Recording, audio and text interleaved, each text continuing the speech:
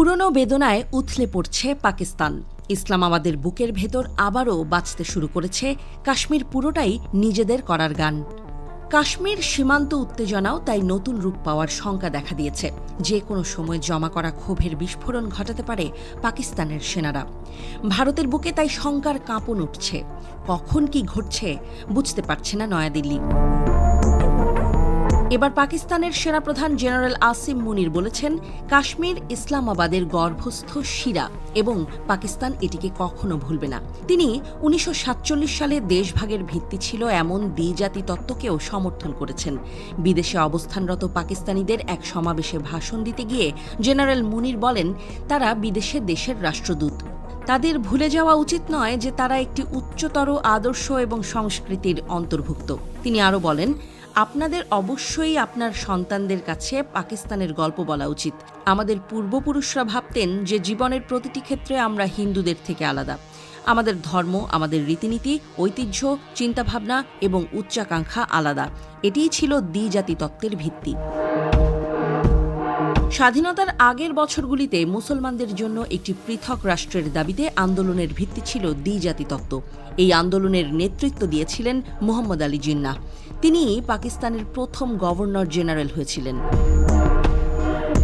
General মুনির বলেন, ভারত ও পাকিস্তান দুটি জাতি, আমরা এক জাতি নই।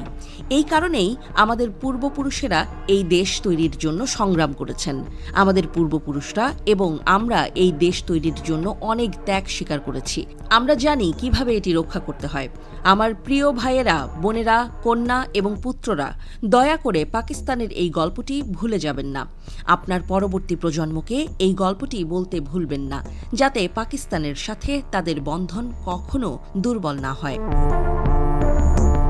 জেনারেল মুনির বলেন, অনেকেই ভয় পান যে সন্ত্রাসী কার্যকলাপের কারণে পাকিস্তান বিনিয়োগ পাবে না। আপনার কি মনে হয় সন্ত্রাসীরা দেশের ভাগ্য কেড়ে নিতে পারে?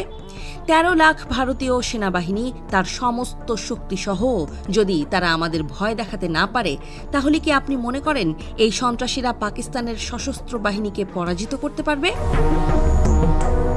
পাকিস্তানের সেনাপ্রধান আরও বলেন, সশস্ত্র বাহিনী বেলুচিস্তানের বিচ্ছিন্নতাবাদী আন্দোলনের বিরুদ্ধে কঠোর ব্যবস্থা নেবে। বেলুচিস্তান পাকিস্তানের গর্ব। তোমরা এত সহজেই এটা কেড়ে নেবে? তোমরা 10 প্রজন্মের মধ্যে এটা কেড়ে নিতে পারবে না। আমরা খুব শীঘ্রই এই সন্ত্রাসীদের পরাজিত করব। পাকিস্তানের পতন হবে না। কাশ্মীর সম্পর্কে জেনারেল মুনির বলেন, আমাদের অবস্থান একেবারে স্পষ্ট। এটা আমাদের ঘাড়ের শিরা ছিল, এটা আমাদের ঘাড়ের শিরা হবে। আমরা এটা ভুলব না। আমরা আমাদের কাশ্মীরি ভাইদের তাদের বীরত্বপূর্ণ সংগ্রামে ছেড়ে দেব না।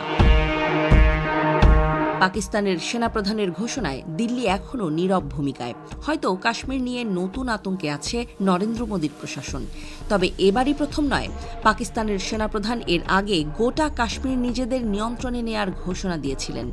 তিনি বলেছেন, কাশ্মীরকে পাকিস্তানি ভূখণ্ড বানাতে প্রয়োজনে ইসলামাবাদ আরও 10টি যুদ্ধ করবে।